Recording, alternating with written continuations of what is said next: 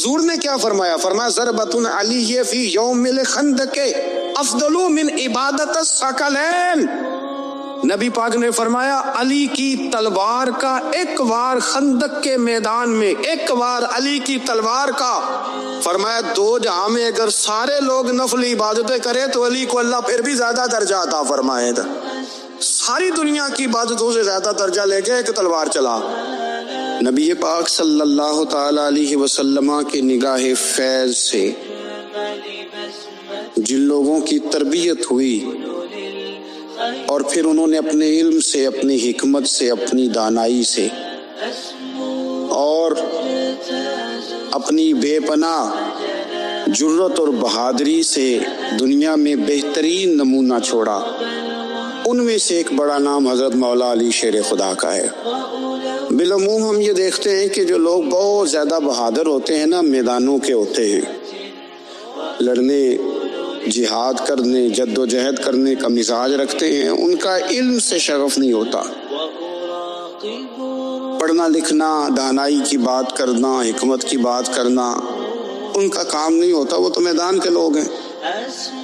اور جو لوگ کتاب کے، علم کے، اس معاملے کے ہوتے ہیں، ان میں کئی دفعہ ایسا ہوتا ہے اللہ ماشاءاللہ کہ وہ لوگ کتاب کے تو ہوتے ہیں، علم حکمت کے تو ہوتے ہیں، لیکن میدان کے اندر تلوار لے کے بنفس نفیس شامل ہونا ان کے بس کی بات نہیں ہوتی۔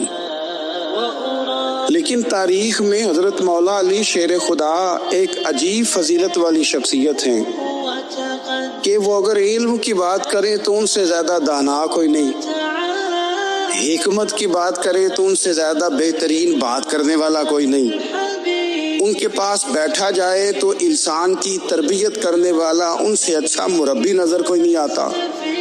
یہ ساری باتیں بھی مسلمہ ہیں، لیکن اگر وہ تلوار لے کے میدان میں نکل آئیں تو دیواریں ہلتی رہتی ہیں اور در کانپ جاتا ہے، اور علی کا نام سن کے اب بھی خیبر کانپ جاتا ہے۔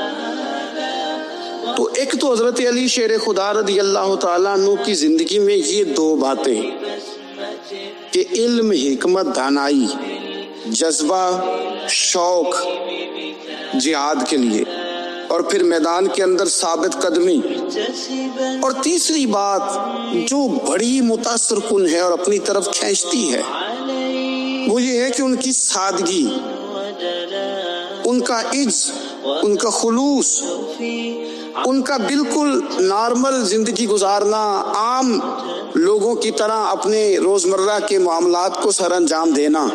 جو آدمی کسی غیر معمولی حیثیت کا مالک ہو جاتا ہے نا، اس کا اٹھنا بیٹھنا عام لوگوں جیسا نہیں رہتا، اس کا کچھ نہ کچھ پروٹوکول ہو جاتا ہے، کچھ نہ کچھ اس کی آؤ بھگت ہو جاتی ہے، دو چار لوگ اس کے لیے کھڑے ہونے لگ جائیں تو اس کے ذہن میں بھی بات آتی ہے کہ میں کچھ چیز ہوں، اللہ معاف فرمائے۔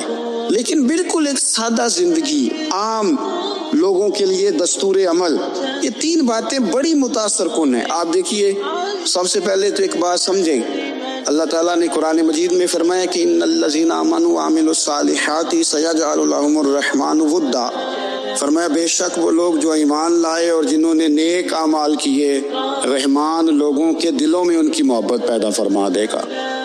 حضرت عبداللہ ابن عباس رضی اللہ تعالیٰ عنہ فرمایا کرتے تھے اس آیت کا پہلا مصداق حضرت علی شیر خدا ہیں۔ کیوں؟ اس لیے کہ حضرت علی شیر خدا فرماتے ہیں، بخاری مسلم میں فرماتے ہیں، مجھے قسم ہے اس ذات کی جس نے زمین چیر کے دانہ پیدا کیا ہے، مجھ سے رحمت عالم صلی اللہ علیہ وسلم نے وعدہ فرمایا کہ علی یاد رکھنا تم سے صرف مومن ہی پیار کرے گا، اور جس سینے میں تمہارا بغض ہوگا وہ سینہ مومن کا نہیں منافق کا ہوگا۔ تم سے مومن پیار کریں گے، مومنوں کے دلوں میں کشش ہوگی تمہارے لیے، ان کے سینے کشادہ ہوں گے تمہارے حق میں۔ حضرت مولا علی شیر خدا کی محبت، ان کا نام آئے تو دل ٹھنڈا ہو جائے، آنکھوں میں روشنی آئے، چہرہ روشن ہو جائے، تو مانا یہ ہے کہ ایمان مضبوط ہے دل میں۔ اور اگر بندہ کمزور ہونے لگ جائے، اگر اس کی کیفیات کوئی اور رنگ پیش کرے، تو مانا یہ ہے کہ ایمان سینے میں مضبوط نہیں ہے۔ حضرت علی شیر خدا سے حضور کا جو قربت کا تعلق دیکھیں، کچھ لوگ ایسے ہوتے ہیں کہ جن سے قربت ہوتی ہے. آپ نے کبھی دیکھا ہے ہر بندے سے مل کے بندہ رو نہیں سکتا, ہر بندے کو دیکھ کے رونا آتا نہیں, لیکن کچھ لوگوں سے روح ملتی ہے نا کسی کی, تو ویسے کبھی وہ بندے مل جائے نا, دل کرتا ہے تینوں سامنے بٹھا لاں, تیرے درد پرانے چھیڑاں. کچھ لوگ ایسے ہوتے ہیں جن کے ساتھ حضور تشریف فرما ہے, حضرت علی شیر خدا کہیں گئے ہوئے ہیں, تو محبوب کیا فرماتے ہیں؟ فرماتے ہیں اللہ اس وقت تک میرے پاس حضرت اسرائیل کو نہ بھیجنا جب تک میں علی سے ملاقات نہ کر لو. دعائیں ہو رہی ہیں کہ میری جب تک ملاقات نہ ہو جائے, میرا جانے کا وقت نہ آئے. مشکات میں حدیث موجود ہے.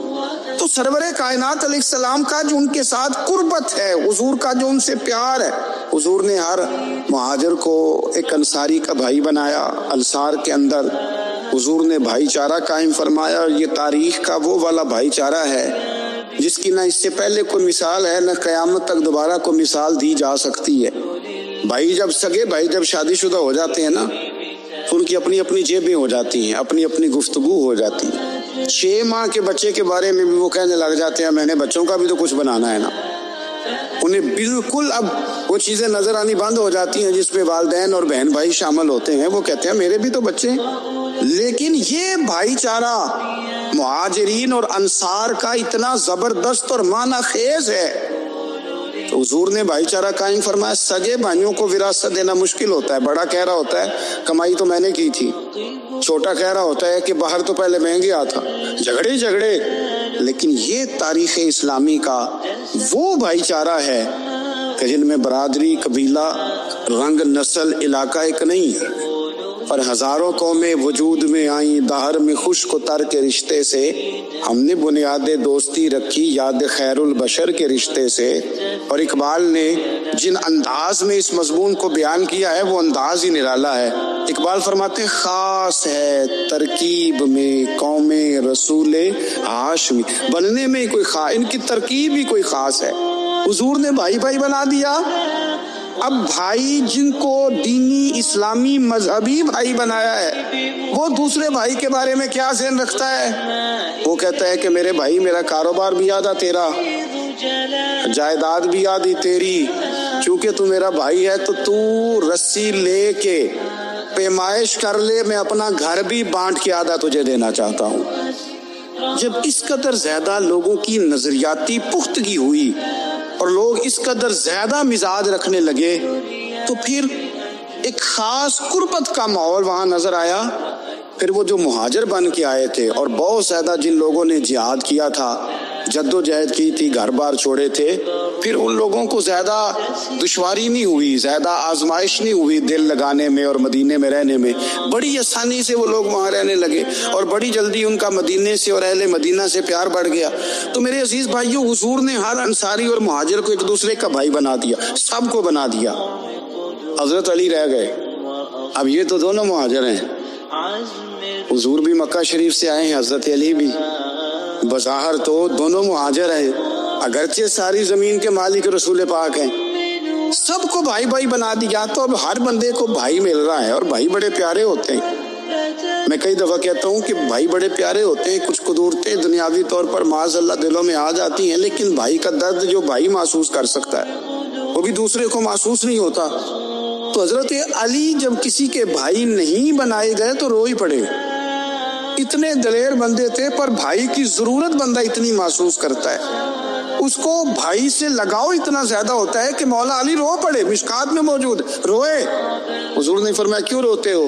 عرض کی حضور آپ نے سب کو ایک دوسرے کا بھائی بنایا ہے, میں رہ ہی گیا ہوں, مجھے کسی کا بھائی نہیں بنایا. اب وہ آنسوؤں میں لپٹی ہوئی وہ بات حضرت علی نے عرض کی, تو محبوب نے فرمایا علی انت اخی فی الدنیا والآخرہ. فرمایا علی تو میرا بھائی ہے, اور نرا دنیا میں نہیں, تو دنیا اور آخرت میں میرا بھائی ہے. تو میرا بھائی ہے دنیا میں بھی اور آخرت میں. تو حضرت مولا علی شیر خدا کرم اللہ تعالی وجہہ الکریم کے جو فضائل ہیں, جو ان کی خصائص ہیں, ان کی جو فضیلت کی باتیں.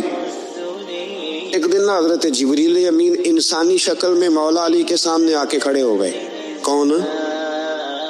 حضرت جبرائیل علیہ السلام. حضرت جبریل امین کھڑے ہوئے انسانی شکل میں, تو کہنے لگے علی یہ بتائیے کہ جبریل اس وقت کہاں ہے؟ انسانی شکل میں مولا علی سے پوچھتے. حضرت مولا علی شیر خدا رضی اللہ تعالیٰ عنہ سے جب پوچھا نا کہ جبریل امین کہاں ہے اس وقت، تو حضرت علی نے پہلے اوپر دیکھا، پھر نیچے دیکھا، پھر دائیں دیکھا، پھر بائیں دیکھا، پھر آگے دیکھا، پھر پیچھے دیکھا. فرمانے لگے جناب نہ تو اس وقت حضرت جبریل مشرق میں ہے، نہ مغرب میں ہے، نہ شمال میں ہے، نہ جنوب میں ہے، نہ 7 زمینوں میں ہے، نہ آسمانوں میں ہے. فرمانے لگے بھئی زمینوں آسمانوں مشارق مغارب میں تو کوئی نہیں، تو یا آپ جبریل ہے یا میں جبریل ہوں، دونوں میں سے ایک ہے. تو حضرت جبریل امین مسکرائے، فرمانے لگے نہیں آپ تو علی ہیں، جبریل تو میں ہی ہے. حضرت سیدنا مولا علی شیر خدا فرماتے ہیں، امام سخاوی نے القول البدیع میں لکھا ہے، فرماتے ہیں کہ حضرت عمر کا زمانہ مبارکہ تھا، میرا بڑا ہی دل کر رہا تھا سرکار کی زیارت کر. حضور کے وصال کو کافی سال بیت گئے، دل بڑا پریشان تھا. میں درود شریف پڑھتا پڑھتا سو گیا. میں نے خواب دیکھی کہ اللہ کے محبوب فجر کی جماعت کرا رہے ہیں.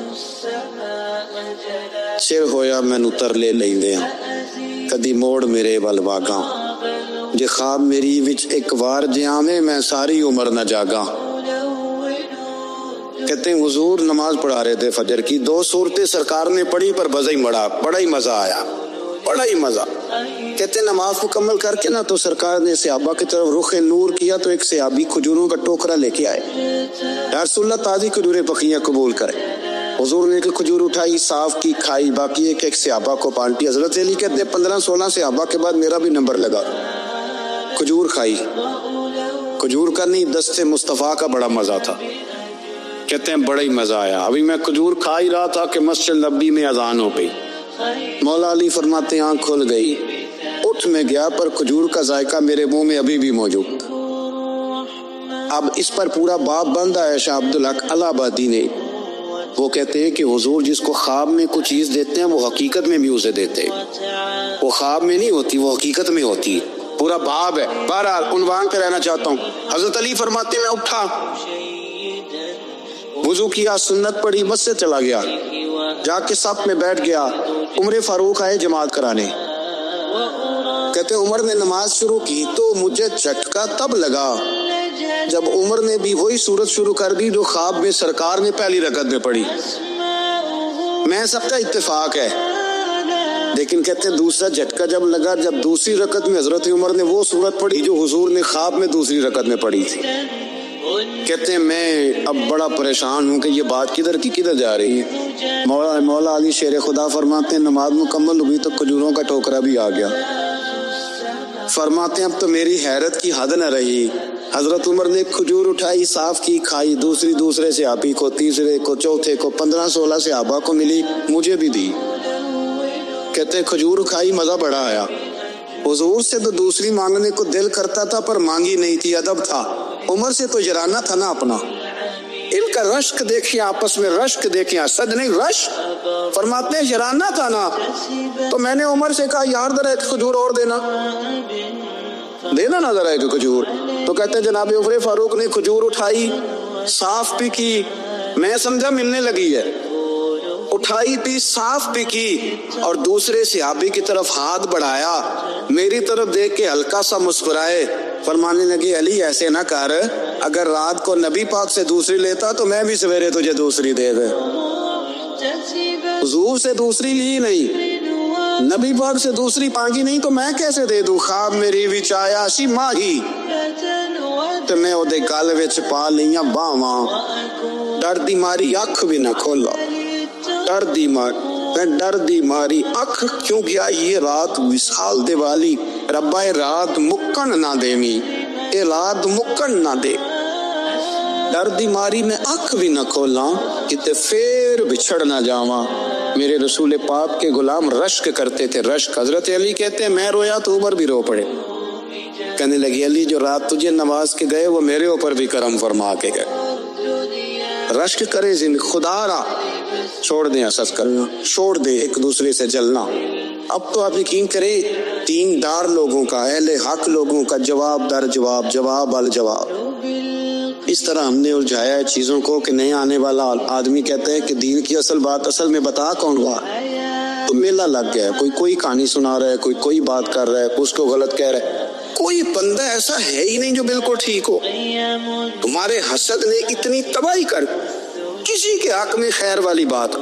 جب آپ حسد کریں گے تو بے سکون رہیں. دوسری بات یہ بے سکون بندہ پتہ کون رہتا ہے؟ میں نے یہ بھی آیت پڑھی ہے الا بذکر اللہ تطمئن القلوب. اللہ فرماتے ہیں یاد رہو رکھو خبردار ہو جاؤ اللہ کا ذکر کرو گے تو دلوں میں چین ہو. پتہ بے سکون کون رہتا ہے؟ جو نتیجہ اپنی مرضی کا مانتا ہے. عقیدہ توحید اسلامی عقائد کی جان ہے. جب آپ نے کہا لا الہ الا اللہ محمد الرسول اللہ صلی اللہ علیہ وسلم، اس کا معنی یہ ہے کہ اب میں اپنے آپ کو نہ اپنے اللہ کے حوالے کرتا ہوں. اب رب غریبی میں رکھے پھر بھی میں راضی ہوں، بیماری میں رکھے پھر بھی راضی ہوں، صحت میں رکھے پھر بھی، اولاد دے تو پھر بھی راضی، نہ دے تو سمجھے میری بات. یہ توحید ہے. ہم نہ ٹھیک ہونا چاہتے. دوست اکثر آ کے کہتے ہیں کہ وظیفہ بتائیں، طبیعت ٹھیک نہیں رہتی تو انہیں کہتے ہیں سورہ فاتحہ پڑھو، کہتے ہیں بڑی دیر سے پڑھ رہا ہوں پر شفا نہیں ہو رہی. تو میں کہتا ہوں پھر آپ اللہ کی رضا پہ راضی ہو جائے. پھر اللہ کی رضا پہ راضی رہنا بھی تو سیکھو نا، راضی رہنا بھی تو سیکھو. بہت ساری بے سکونی اس بات کی ہے کہ ہم چاہتے ہیں میری مرضی کا سکون ہو، میری مرضی کا گھر ہو، میری مرضی کے بچے ہوں. بھئی ایسا نہ کریں. آپ اپنے حق میں اپنے رب کے فیصلوں کو قبول کریں. آپ قبول کریں اپنے مالک کے فیصلے. نبی رحمت صلی اللہ تعالی علیہ وسلم نے مولا علی شیر خدا اور حضرت عمر فاروق، بندے بھی حضور نے وہ چنے جو سرخیل ہیں دونوں، مولا علی فاروق اعظم امیر المومنین، دونوں کو بلایا اور بلا کے فرمایا یہ میرا جبہ لے جاؤ اور میرے بعد، میرے وصال کے بعد وہاں جانا کرن میں تمہیں اویس ملے گا، اسے میرا جبہ دینا. اور دیکھو کیا خوبصورتی ہے لفظوں میں. یہ بات ان کی شان کو کہاں سے کہاں لے گئی. محبوب فرمانے لگے اسے کہنا میری امت کی بخشش کی دعا کرے، اسے کہنا میری امت کی بخشش کی. حضرت علی المرتضیٰ کا رتبہ بھی ان سے زیادہ ہے، جناب عمر کا رتبہ بھی. اس کا مطلب ہے بڑا بھی چھوٹے سے کبھی کبھی دعا کے لیے کہہ سکتا ہے کہ یار میرے لیے دعا کر دینا. نبی کریم علیہ السلام نے جبہ دیا، جبہ دے کے بھیجا. حضرت عمر گئے ملنے، جناب مولا علی گئے، جا کے پوچھا وہ کدھر ہے؟ کہا وہ دیوانے سے ہے، گھومتے رہتے ہیں. جب ملاقات ہوئی تو حضرت اویس کرنی دوڑے آئے. جناب عمر کہنے لگے آپ کا نام اویس ہے؟ کہنے لگے ہاں عمر فاروق میرا نام اویس ہی ہے. پھر آگے بڑھ کے کہنے لگے علی آپ کی طبیعت مبارک کیسی ہے؟ پھر وہ جبہ وصول کیا. کہا محبوب نے کہا تھا امت کے لیے دعا کرنا. تو حضرت اویس نے فوراً سر سجدے میں رکھ دیا. اور داتا صاحب حدیث لائے ہیں، محبوب فرمانے لگے اللہ تعالیٰ بنو کلب کے قبیلے کی بکریوں کے بالوں کی تعداد کے مطابق اویس کرنی کی دعا کی برکت سے میری امت کو جنت میں داخل کرے. اتنا بڑا اعزاز، اتنا بڑا اعزاز. حضرت اویس کرنی رضی اللہ تعالیٰ انہوں نے دعا کی، پھر واپس لوٹے. یہ تو داتا صاحب کی بات ہے. اب اگلے جملے حضرت محدث بہاولپوری نے ایک ذکر اویس نام کی کتاب لکھی ہے، حضرت علامہ فیض احمد صاحب اویسی رحمۃ اللہ علیہ. انہوں نے لکھا ہے کہ حضرت عمر فاروق اور مولا علی جب مل رہے تھے نا تو ایک تیسرے شخص نے کہا کہ اویس ان کی زیارت کر لو جنہوں نے حضور کی زیارت کی، ان کی زیارت کر لو. چلو آپ حضور کی زیارت نہیں کر سکے تو زیارت کر لو. تو حضرت اویس کرنی اٹھ کے قریب گئے تو جناب علی المرتضیٰ جناب عمر سے کہنے لگے حضور کی داڑھی مبارک میں کتنے بال سفید تھے؟ زیارت تو نہیں کی، داڑھی میں کتنے بال ہیں؟ انہوں نے یہ نہیں کہا ہمیں پتہ نہیں، کیونکہ سوال دوسرے کا تھا. ان دونوں کا سوال یہ نہیں کہا ہمیں پتہ نہیں. باقی کتابوں میں الفاظ اور ملتے ہیں، میں وہ والی بات بیان کر رہا ہوں جس میں ادب زیادہ پایا جاتا ہے. کہا کتنے بال سفید تھے؟ تو یہ نہیں فرمایا مولا علی اور جناب عمر نے کہ ہمیں پتہ نہیں. کہنے لگے ویس آج آپ ہی بتائیں گے کتنے سفید، آج آپ ہی بتائیں کتنے ہیں. تو حضرت سیدنا اویس کرنی کہنے لگے محبوب کی داڑھی مبارک میں 17 بال سفید تھے، 17 بال سفید تھے. یہ ان کی زیارت کا حال. حضرت مولا علی شیر خدا رضی اللہ تعالیٰ عنہ کا عالم یہ تھا کہ باوجود غربت کے، باوجود غریبی کے، گھر میں کوئی شے، اور یہ جان بوجھ کے غربت اختیار کی تھی، ورنہ تو مالک تھے کونین. बावजूद फ़क्र इख्तियारी के हज़रत अली रज़ी अल्लाह ताला अन्हु के दरवाजे से खाली कोई नहीं जाता था। एक साइल मस्जिद में मांगने आ गया, तो हज़रत अली नमाज पढ़ रहे थे। एक तरफ हाल ये है कि हज़रत अली को तीर लग गया, एक जंग में 2-3 तीर लग गए, तो हकीम कहने लगे हज़रत आपको दरख्त के साथ बांधेंगे फिर तीर निकालेंगे, वरना तो आप बड़ा तड़पेंगे। हज़रत अली फरमाने लगे ज़रूरत ही कोई नहीं, जब मैं नमाज की नीयत बांधूं तो निकाल लेना, मुझे पता भी नहीं चलेगा। एक तरफ हाल ये है, एक तरफ, और दूसरी जानिब क्या हाल है, एक मांगने वाला फकीर मदीने आया तो सहाबा अपनी अपनी नमाजें पढ़ रहे थे, हज़रत अली भी नमाज में थे। नमाज में ही रब के बंदों का ख्याल आ गया। हुजूर की हदीस मैंने सुनाई थी ना, नबी पाक फरमाते हैं मैं अल्लाह की नमाज पढ़ रहा होता हूँ, पर बूढ़े का ख्याल आता है तो नमाज छोटी कर देता हूँ, बीमार का ख्याल आता है तो छोटी। हज़रत अली कहते हैं मस्जिद में आके पुकारा तो मैंने सलाम भी फेरने का इंतजार नहीं किया, मेरे पास चांदी की अंगूठी थी, मैंने फौरन उतारी और नमाज के दौरान ही मैंने उसकी जानिब फेंक दी। फरमाते हैं उस साइल ने जाके हुजूर को बताया, हुजूर आज मैं मस्जिद में गया हूँ, सब नमाज पढ़ रहे थे, कुछ मिला नहीं। हुजूर ने फरमाया वहाँ अली नहीं थे? हुजूर थे। फरमाया मेरा कुछ मिला? कहा हुजूर उसने तो नमाज पढ़ते पढ़ते भी सखावत कर दी है, नमाज पढ़ते पढ़ते भी सखावत कर दी। माला वाले सखी नहीं होंगे? कौन? पैसे वाले सखी? मैं नहीं दिया का, मियां साहब कह रहे हैं माला वाले सखी नहीं होंगे, ते सखियां माल नहीं हुंदा, इत्थे उथे दुआ जहान नहीं, सखी कंगाल नहीं हुंदा। नबी पाक ने फरमाया जिसकी जेब में पैसे हैं वो सखी नहीं होता, जिसका दिल बड़ा है वो सखी होता है। हजरत अली शेर खुदा घर में 3-3 दिन खाना नहीं पकता, पर जो आता है वो झोली भर के लेके जाता है, वो झोली भर के। भाई जिंदगी उसकी है जिसकी दीन के काम लग गई, वरना लोग वक्त जाया करके चले जाते हैं। पैसा कमाना, दौलत कमाना, रिज़्क़ हलाल कमाना इबादत है, और इसको दीन ईमान बना लेना हुस्न नहीं जिंदगी का। लोग अपना आप जाया कर देते, अपना आप जाया ना करो। शेर खुदा का महल कोई नहीं था, पर लगता है सारी कायनात शेर खुदा की जागीर है। हजरत अली रज़ी अल्लाह ताला अन्हु का बैंक बैलेंस नहीं था, लेकिन आज अगर अल्लाह किसी को नूरे बसीरत दे तो वो उठ के देखे कायनात में जितना कुछ भी है, आज पूरे आलम दुनिया में, आलम इस्लाम में हजरत अली का ही जिक्र हो रहा, पूरी दुनिया हजरत अली का। फिर अल्लाह ने फ़हम दिया, बसीरत दी, हजरत अली को अल्लाह ने इल्म दिया। बहुत बड़े आलिम थे हजरत अली, बहुत बड़े। हजरत सैयदना उमर फारूक रज़ी अल्लाह ताला अन्हु फरमाते अगर हमारे दरमियान अली ना होते हम हलाक हो जाते। जहाँ कोई मसला बनता शेर खुदा उस मसले को हल करते, बल्कि हुजूर ने फरमाया मैं इल्म का शहर हूँ, अली उसका दरवाज़ा है।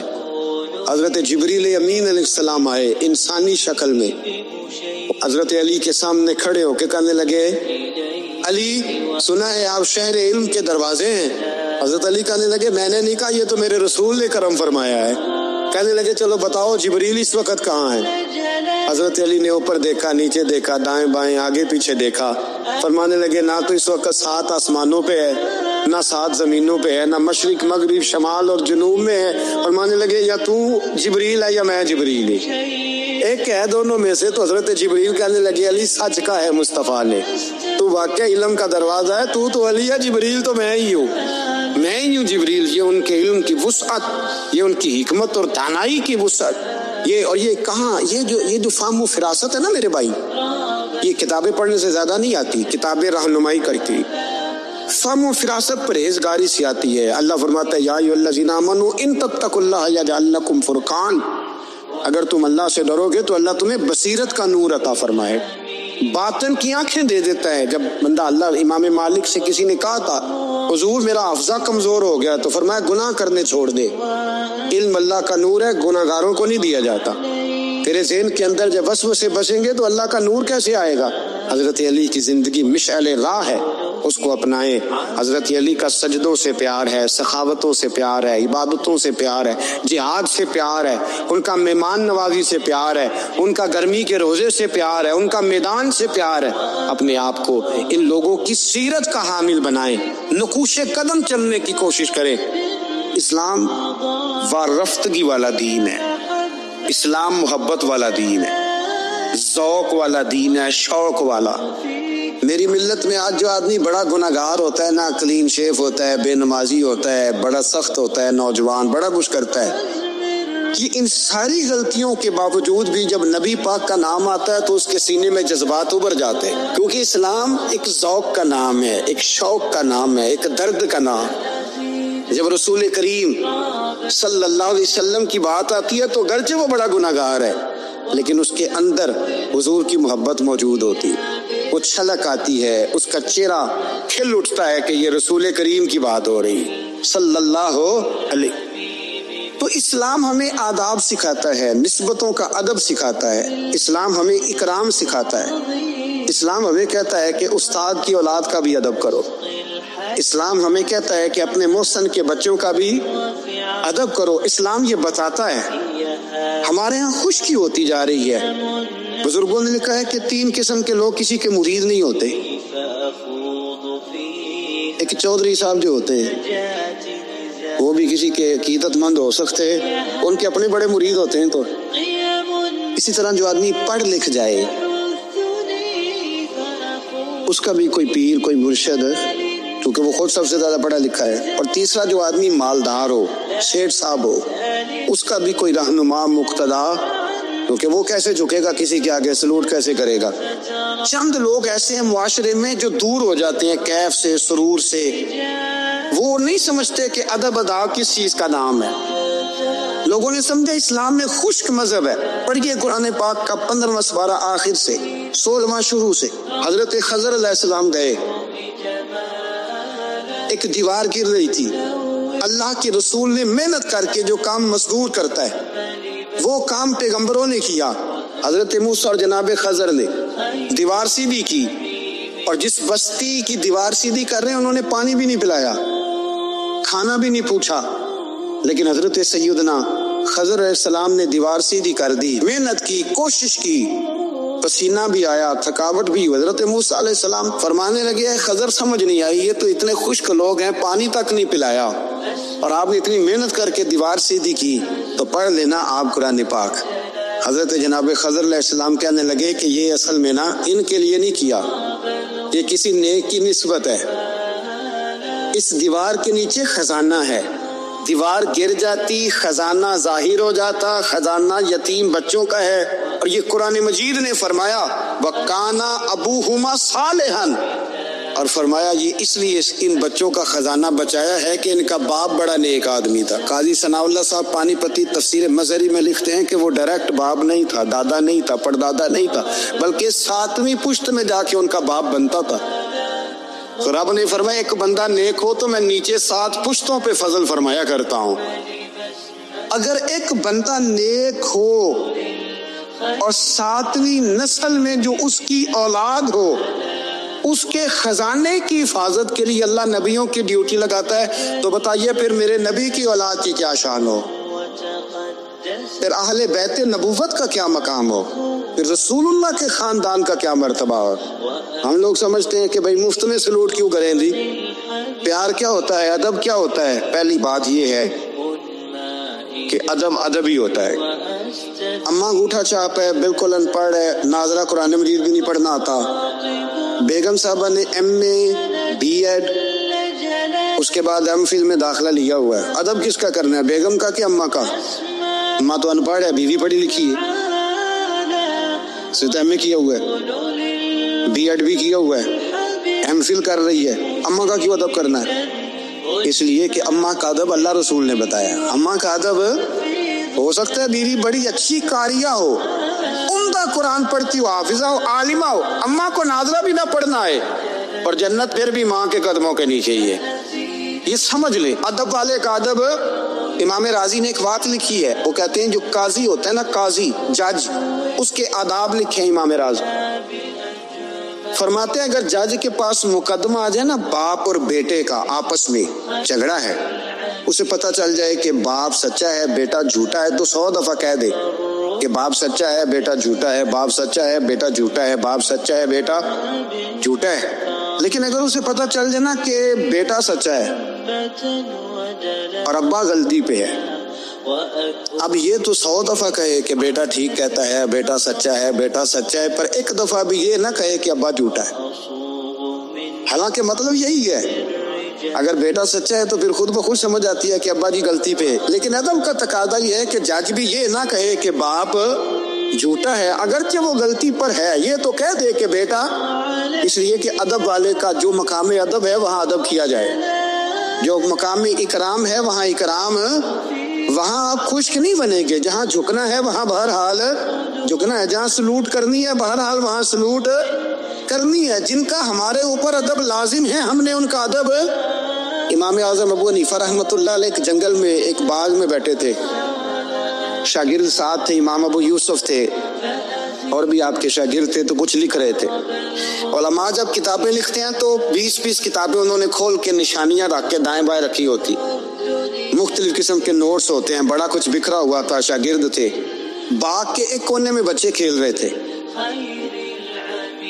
وہ بچے بچوں میں سے ایک بچے کی گیند آ گئی باغ میں، بچہ گیند لینے آیا تو امام صاحب اٹھ کے کھڑے ہو گئے، تو کاغذ سارے بکھر گئے.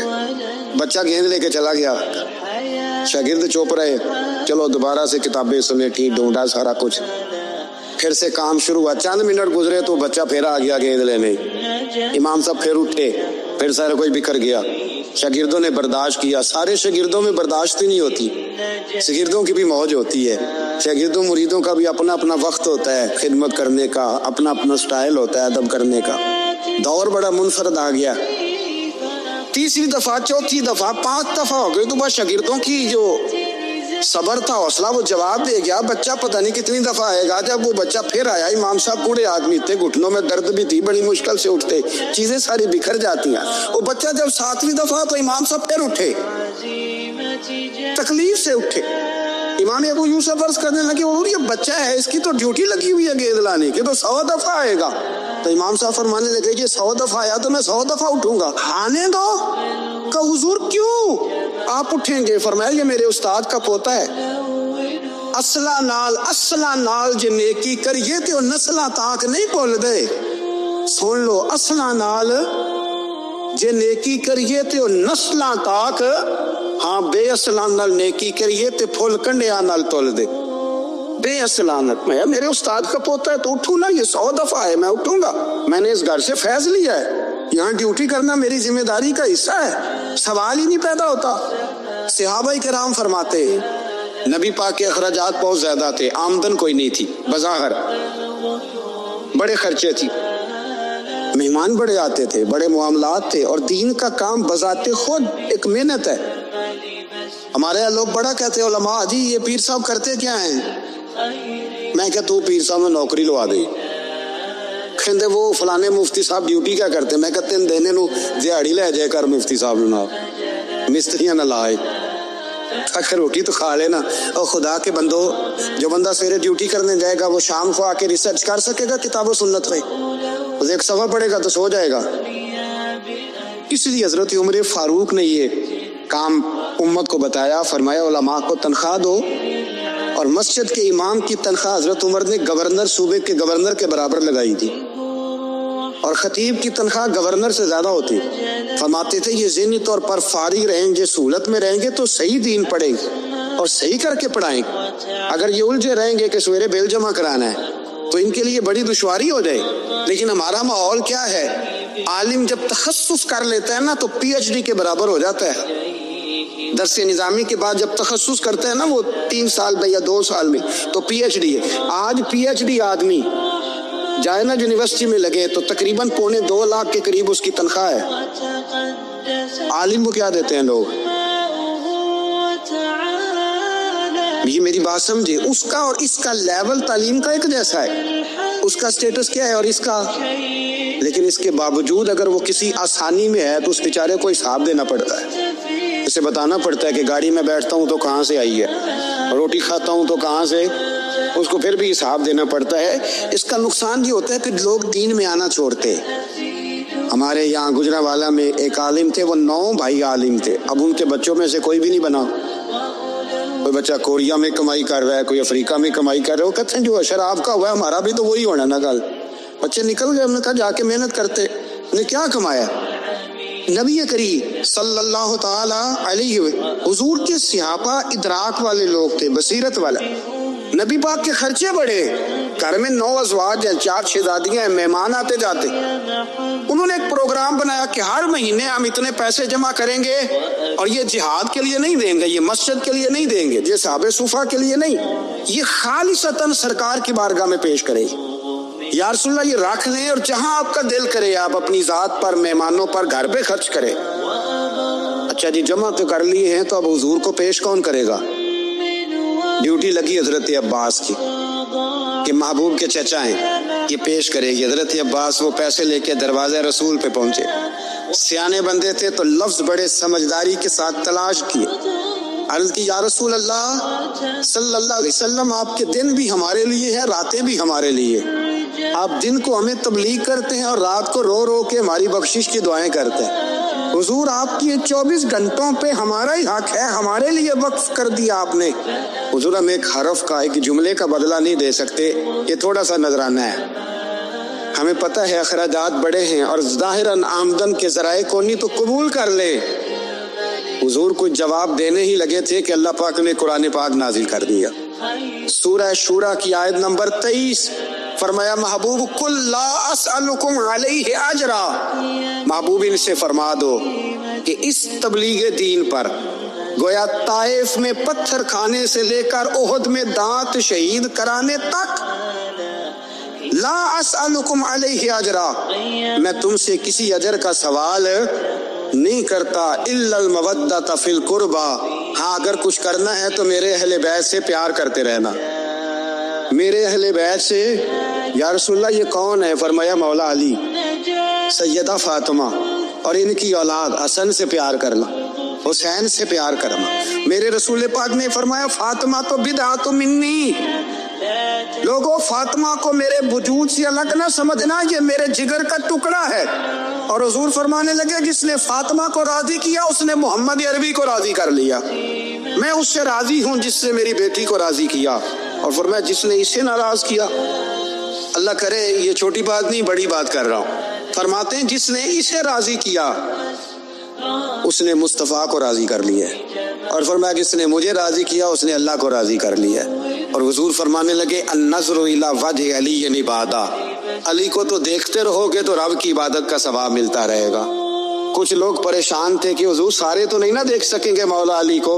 हुजूर ने उसका भी जवाब दिया, फरमाया, ज़िक्रू अली इबादा, तू बस अली अली कहता रहे, तुझे रब की इबादत का सवाब मिलता रहेगा। अली का जिक्र भी इबादत। इस खानदान के साथ प्यार करना। मेरे आला हजरत फाजिल बरेलवी रहमतुल्लाह अलैह से किसी ने पूछा, सैयद को ज़कात दे लें?